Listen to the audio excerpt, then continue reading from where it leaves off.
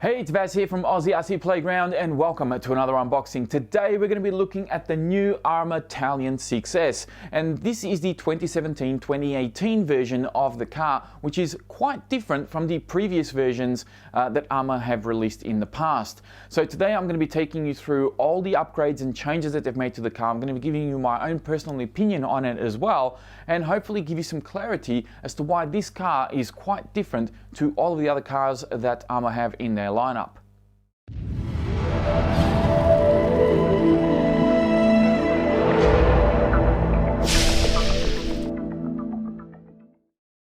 Okay, so now we're ready to have a look at the Talion in more detail. Now, before I get the box out of the way, just want to point out a couple of very quick and obvious things that I'm sure you're noticing right now. One of them being the 70 plus miles an hour on the box. Previous versions of this car were 60 plus miles an hour, and I have no doubt that this car will achieve that, but I will run you through as to why ARRMA can make this claim and how I think this car will actually be able to achieve that based on its design. Now, of course, speaking of which, the car has got a very new look. Compared to the previous versions of the Talion, you've got new wheels and tyres, a low profile body, and of course an entirely new colour scheme. And underneath all that, there's actually quite a number of improvements that I'm going to be taking you through, and some of which of those you'll actually see carry on into the next versions of the 1/8 scale ARRMA vehicles that will of course be released later this year. So without further ado, let's get rid of the box and let's have a look at the car itself as I quickly pull everything towards the front here so we can have a better look at it. There's the car, there's the remote, and here's the bag of goodies that you get when you open up the box. Let's try and chew through this as quickly as possible. Toolkit. This toolkit has been used now, I think, since the V1s were first released. You got Allen keys, a small little cross wrench in here, as well as a 17mm hex wrench to allow you to remove your wheels and also work on the car should you need to replace parts or do any sort of maintenance. So really cool toolkit, especially for those of you starting out. Next thing in my hand here are some additional shock pistons.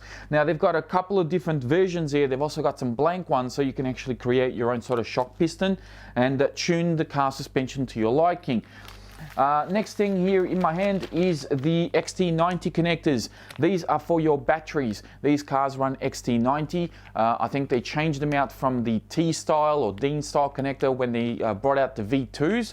And this is a great connector for these particular cars because it allows more current flow through the power system as opposed to the T-style connectors or Deans that kind of choke the power system. This gives you more efficiency, also delivers more power and keeps temps down because you're reducing amp draw, you're reducing resistance. So really good thing to see these cars including these extra connectors, and I highly recommend a lot of other companies out there to jump on board with their bigger high-powered vehicles and stop, just dump those tiny little Deans connectors because they're not that good anymore. You have a high-speed pinion gear.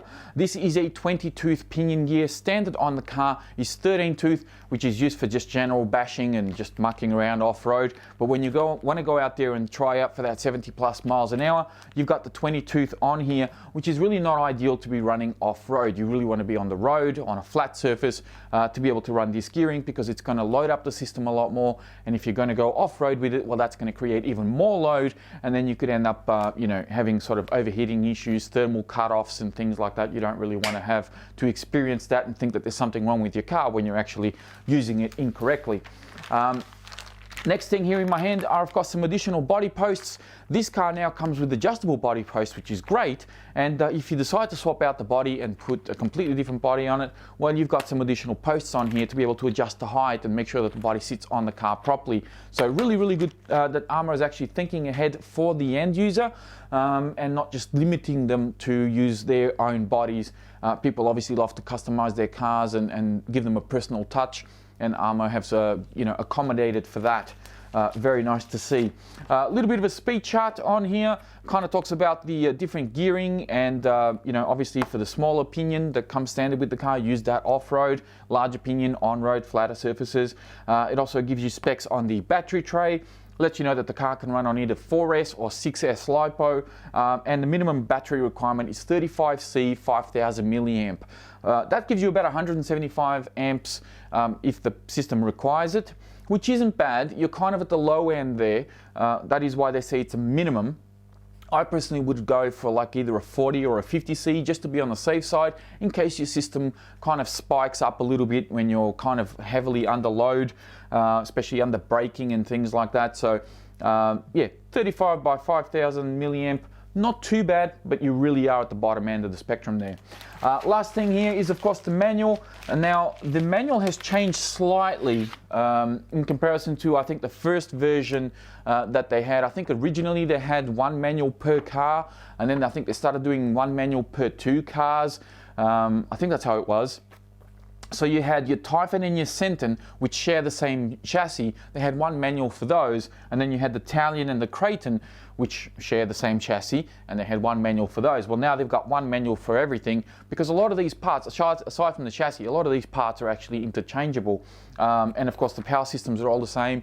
So it kind of makes sense that they've gone this way. The manual is written in a couple of different languages, but it is very, very well illustrated.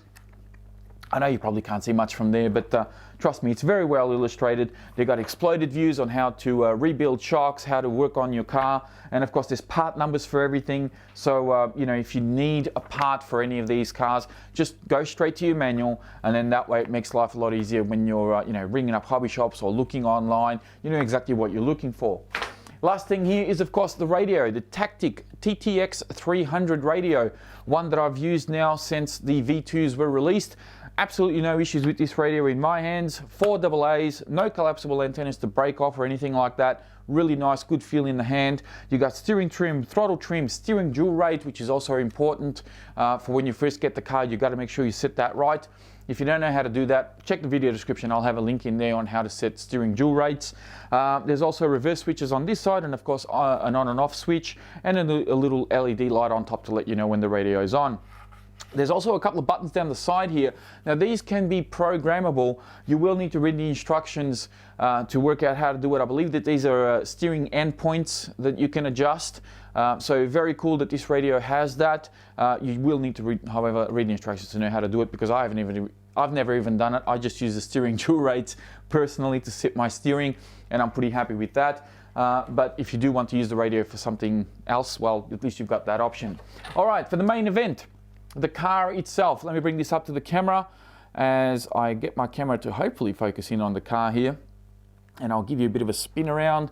This is one good looking vehicle, can I say. I know that ARRMA have been very consistent in bringing out really, really nice looking cars, and this one here is no exception. An absolute stunner. That's definitely drawn a bit of inspiration from the Phazon that you see back there, especially with the color scheme and everything, and the very nice, slick, low profile body. I've said this before and I'll say it again. Whoever is designing these bodies over at ARRMA HQ, I hope they're really being compensated accordingly, because these are some of the most beautiful cars, RC cars, that I've seen in a very, very long time. I mean, there are a number of manufacturers out there bringing out new products all the time. And without a doubt, in my eyes, ARRMA have some of the best looking ones on the market. And this one, as I said, no exception. Absolutely stunning looking car. Very, very nice. How can you not like this?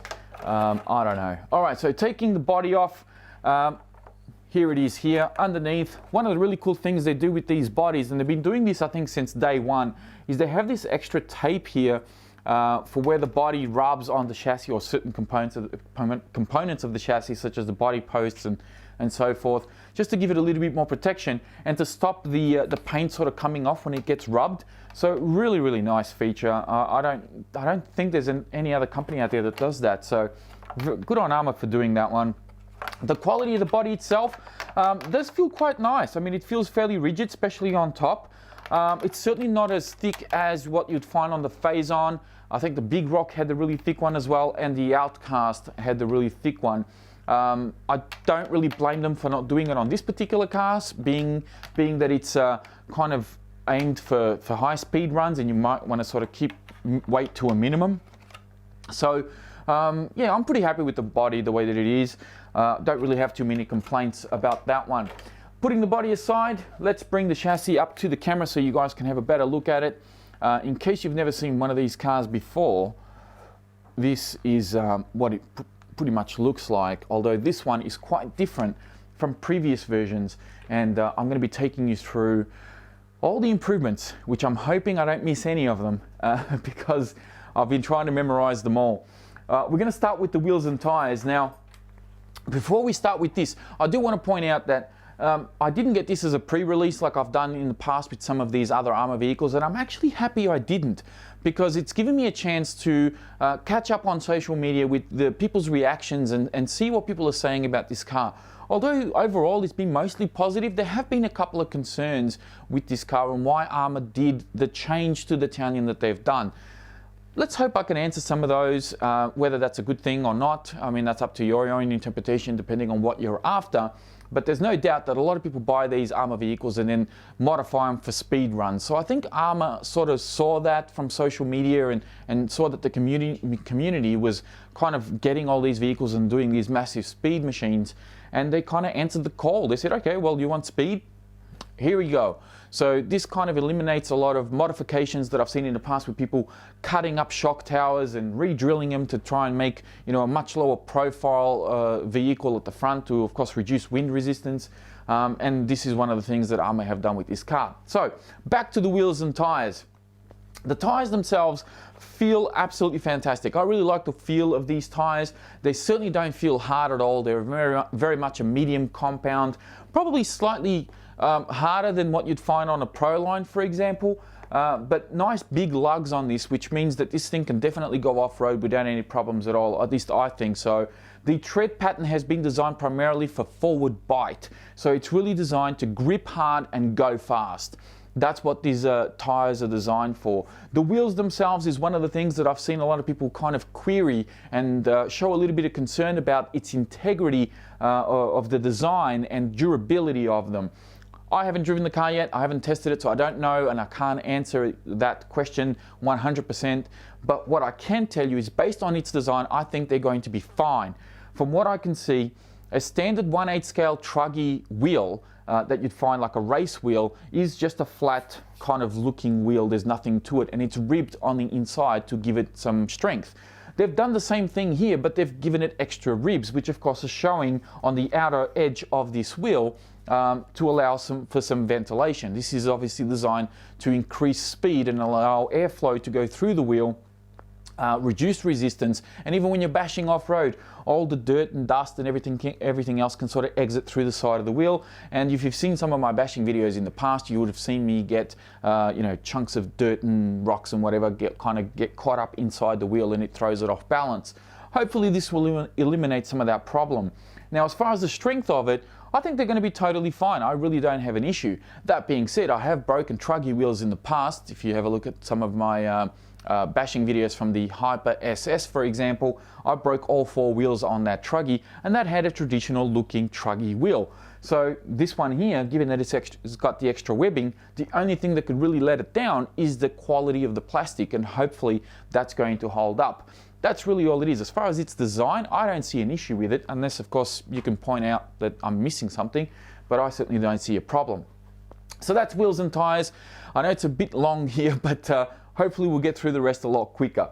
All right, shocks. Let's talk about the shocks. First of all, the tuning on the shocks of this car feel sublime.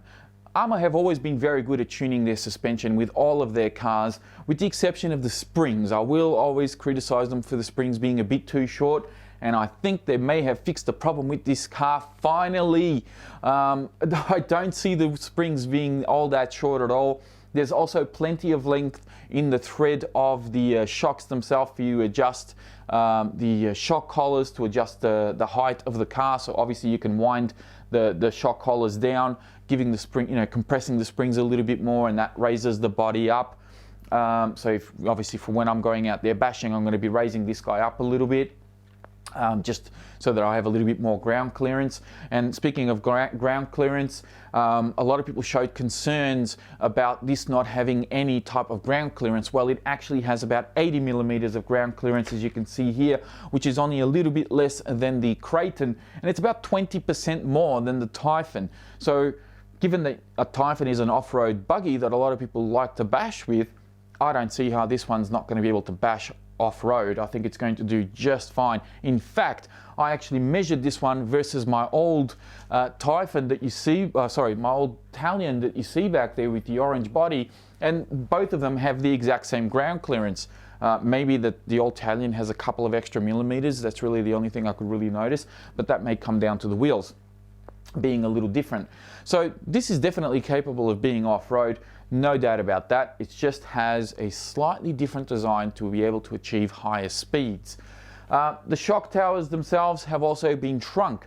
The front one here, very, very tiny. I believe this one's even smaller than what's found on the Typhon, and I can see a lot of people borrowing this shock tower to put on their high-speed Typhons so that they can actually run, you know, smaller shocks on there and be able to have less wind resistance on those cars as well. The rear shock tower has also been shrunk down, and unlike previous versions of the Kraton and Talion, these shock towers only have 2 adjustment points for your shocks on there, as opposed to previously they had 3.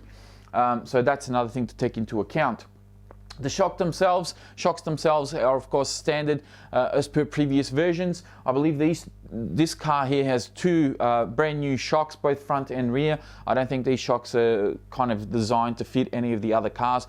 At least that's my understanding. I could be a little bit wrong, but these are different from the Kraton and definitely different from the previous Talion. The shock shafts have been improved from, I believe, was 3.5mm. They're now 4mm thick. So that should give you some extra durability on your shock shafts. And on top of the shocks here, there's a couple of little plastic pieces to help protect the shock caps themselves, which are also aluminium. And also gives you a little bit of protection when you sort of land upside down and the shocks, or rather the screws that hold the shocks in place, they're not digging into the body straight up. You have a little bit of a buffer here with these little plastic pieces that they've put on top of the shocks. Front and rear sway bars pre-installed. There's also a new way of adjusting these sway bars, rather than having those aluminium collars that they've had previously. They've kind of changed that design a little bit just to make it a bit easier to kind of adjust the sway bars on here. 5mm CVD drive shafts in the front, and I believe the steering knuckles are the same as the V2. Standard dog bones in the rear as per previous models as well. Now, body posts are adjustable. Of course, as I said, they've got extra body posts in the bag to allow you to fit different bodies on here and set them up at different heights. So this is definitely a welcome improvement, especially with the rear ones moving inwards a little bit. This gives you a little bit more meat on the body. As you can probably see there's a little bit of extra plastic here or Lexan for the body posts not to sort of tear out from the back of the body, as it happened to me with the previous Talion and even the previous Kraton, where the body post was kind of like hard up against the shock tower. Now you've got about an inch and a half, something like that, away from the shock tower, so that's actually a really good thing. Swinging the car over to the rear, we've got a low profile wing mount and a whole brand new wing as well, which is designed obviously for stability and to allow the car to reach those high-end speeds. The wing itself sits right up against the rear shock tower, where previously there was actually quite a significant gap. This, I believe, may have something to do with just reducing air turbulence, again, reducing resistance and trying to go a little bit faster, a little bit smoother. That could be my logic behind that. I don't know, maybe I'm not a aeronautical engineer or anything like that, so that's my understanding of it anyway, from what I can see here. What else can I tell you in the rear here? Nothing else. Moving on. So now we're going to tilt the car over on its end here, and there's actually quite a number of things that we need to cover off, because they've made a lot of the changes are in the middle here. First and foremost, the front and rear bulkheads have got extra webbing on the inside to give them extra strength. This is something that I think ARRMA took notice of when people have upside down landings, you know, when you're trying to do backflips or whatever, or you have some just some cartwheels and some impacts. The shock towers, being that the size that they were, they obviously created a lot of leverage, and every time you took a big hit there, if the shock tower didn't bend, the bulkhead would snap. So they've strengthened the back end of the bulkheads, and this is something that I believe is going to be carried over on all the new models released later on this year.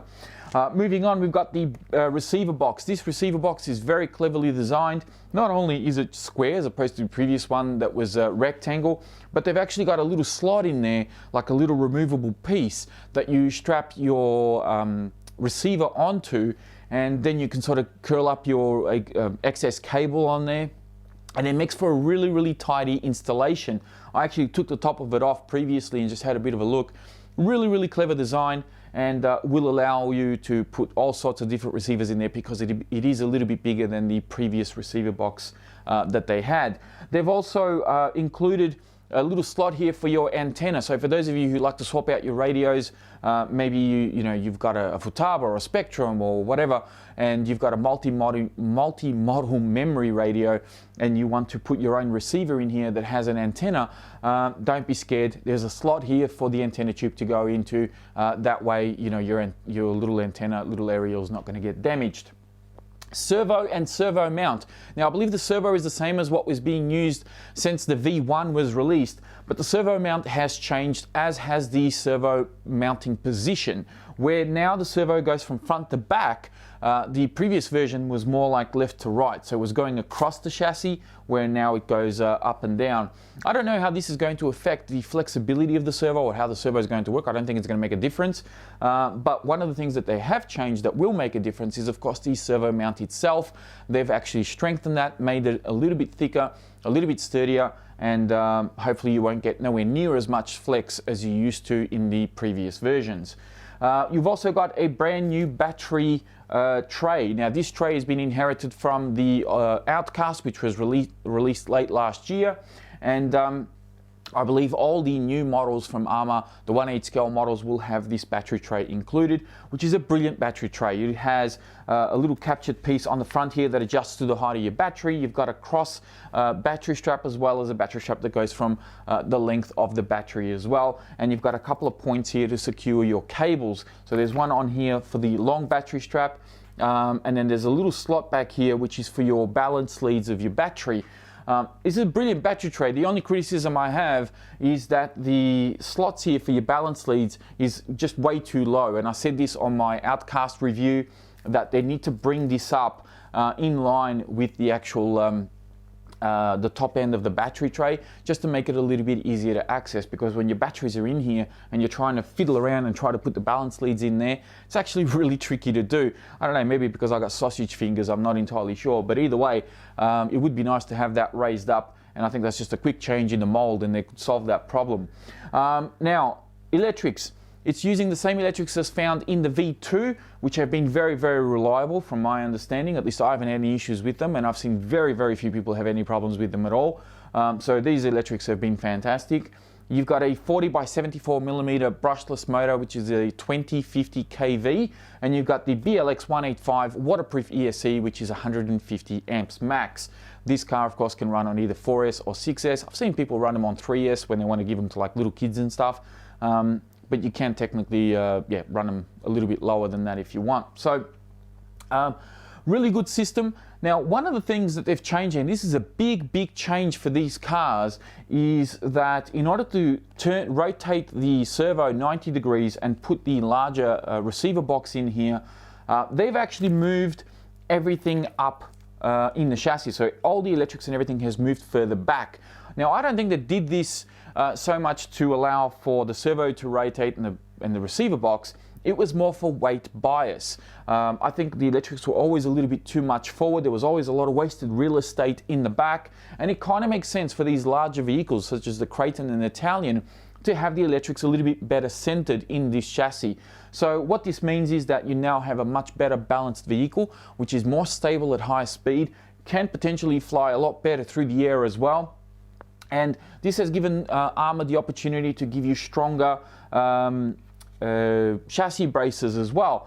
One of the reasons why these are actually classified as stronger and not just longer is because the previous chassis braces had a little locking nut that slotted in right at the base of the chassis, and this weakened the plastic there. In fact, on my outcast, after I did the torture test on that one, I actually noticed that my chassis brace, my rear chassis brace, had actually broken off right where that bolt is. So now the screws that go straight through the chassis to the chassis brace just screw straight into it. There's no actual locking nut. And hopefully this will improve the durability of these braces, and you know, you won't see too many issues out there in the future. And they also feel a lot stiffer. They've got a new plastic on here which is a lot harder, and hopefully this will perform a lot better in the long run. I think I pretty much covered everything as far as I can remember. We've done the shocks, shock shafts, we've done the bulkheads, how they've moved the electrics, the low profile wings, all the rest of it. The springs have also been improved, as I said. They're certainly not short like they used to be out of the box. We've talked about the you know, the center diff and everything sort of moving back on the chassis, and of course what that means is that you've got a slightly redesigned chassis on this, where previously the chassis would taper off quite early, making it rather thin towards the rear. Now it's actually a little bit thicker and a little bit chunkier. And the chassis itself is a standard 3mm chassis as per all the previous vehicles. So hopefully I've answered some of your questions and some of your concerns regarding the new Talion. And of course, before I forget, the XT90 connectors, in case you're not familiar with this and why it has this little loop on here, you can actually pull this out to run 2 batteries. So you can run 2 batteries in series, or you could plug you could plug this back in when you're running like a single 4S or a single 6S pack. That's why that's there, because I know that some people might be completely new to this, they don't know, but that's what that is. All right, so let's put the body back on and let's wrap this up, because I'm pretty sure I've done enough talking for today. That is it. That is my unboxing of the new 2017/2018 ARRMA Talion. If you guys enjoyed this video, please be sure to give it a thumbs up. If you're new here, don't forget to subscribe. Of course, it is free. You can subscribe and keep up to date with all the videos that I'm going to be doing on this guy, as well as all the other cars that you see behind me, and many more I'll be getting in the future, no doubt. Don't forget to check out the video description for more information on the car. I'll have links in there to the ARRMA website, where you can get some more technical information, and yeah, just read up on it until your heart's content. There's a lot of useful info on there for those of you who want to know a little bit more about the car, in case I've missed anything. There will also be links in there to my Facebook page, which of course will keep you a couple of steps ahead of what goes on here on YouTube. And there will be a link in there to my Patreon as well, which you know, if you want to help support the channel so that I can continue to bring you new and exclusive projects in the future, that is what that is set up for. That is it from me. Thank you all very much for watching, and I will be speaking to you next time.